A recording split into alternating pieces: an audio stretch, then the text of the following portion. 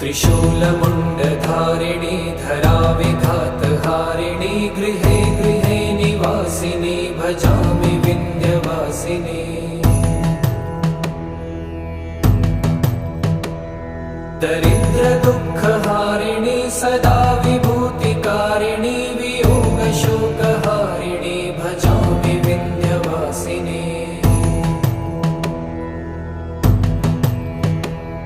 लसत्सुलोललोचनं लतासनं वरप्रदं कपालशूलधारिणी भजामि Vindhyavasini.